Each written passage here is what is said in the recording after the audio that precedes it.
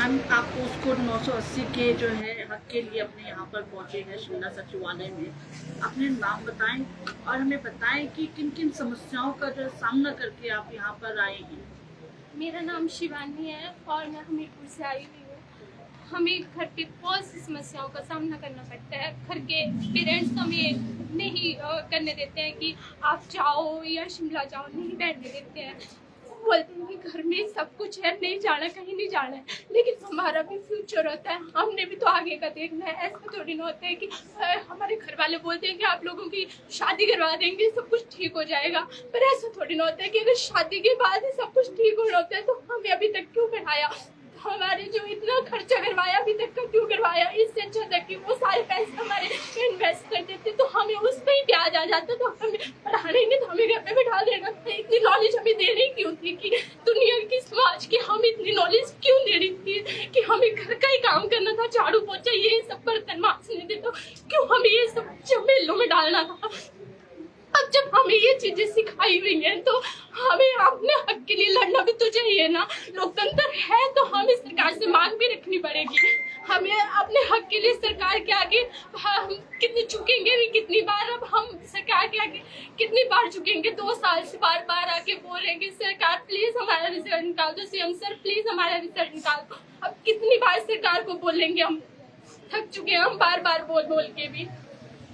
जिस तरह से आपको मैं देख रही हूँ कि आप बहुत ही भावुक हो गई हैं और परेशान बहुत ज्यादा हो गई है। ये आपने सही कहा कि दूर से आते हैं और लड़कियों के लिए सबसे बड़ा फैसला जो है परिवार यही कहता है कि शादी करा देंगे। शादी कोई जिंदगी की शुरुआत या अंत नहीं होता है। आप जिंदगी को जीना चाहती हैं लेकिन उसके फैसले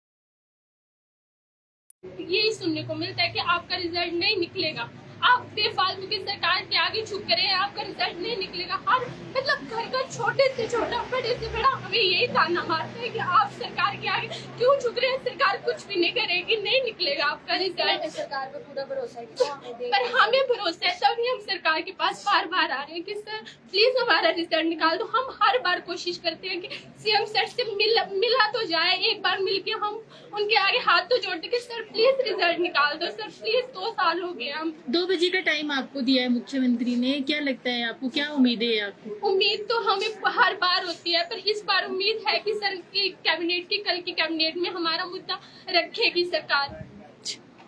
सर आप क्या कहना चाहेंगे, आप भी भावुक होते हुए दिख रहे थे। नमस्कार, मेरा नाम बंधु शर्मा, चंबा से हूँ मैं।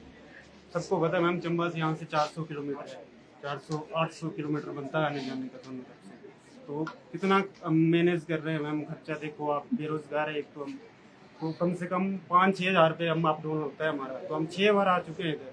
3 मार्च 2023 से हम सीएम साहब से मिल रहे हैं, लगातार मिल रहे हैं हम।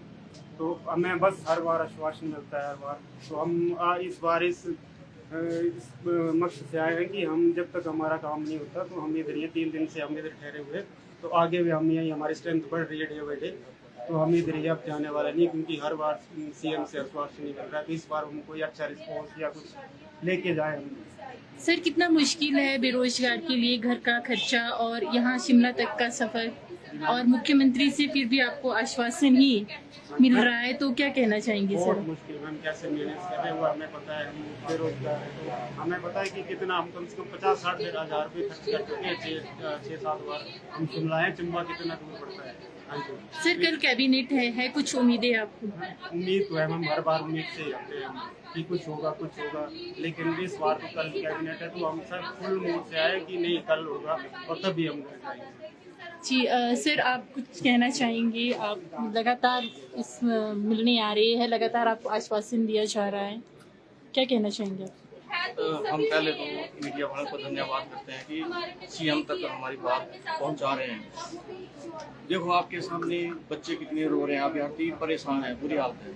यहाँ तक कि 15% या 25% बच्चे डिप्रेशन की गोलियां खा रहे हैं और बुरी हालत है। और महिलाएं जो हैं बच्चों को घर में छोड़ के आ रहे हैं, तो और हस्बैंड भी पता है आपको, परिवार समस्या होती है तो बहुत दिक्कत होती है, फिर भी यहाँ पहुँच जाए। तो ये दर्द समझना चाहिए सीएम साहब को, सरकार को समझना चाहिए कि इस पे जल्द से जल्द फैसला लेना चाहिए। और पोस्ट कोडों के भी इन्होंने डिसीजन लिए हैं, 817 का लिया, लेकिन फिर भी हमारे पोस्ट कोड के बारे में कुछ नहीं, जीरो है। 2 साल से हम आ रहे हैं। फर्स्ट टाइम पहले मैं खुद जनवरी में 2003 में गया था, हमीरपुर गए थे सबसे पहले, हमारा डेलीगेशन गया था हमीरपुर से मिलने। लेकिन उन्होंने बोला कि ठीक है निकालेंगे, सबसे पहले बताया था जनवरी में। तो जब जनवरी में उनको पता लग गया, सरकार को पता लग गया था, विजिलेंस को पता लग गया कि इसमें एक बंदा दोषी पा गया।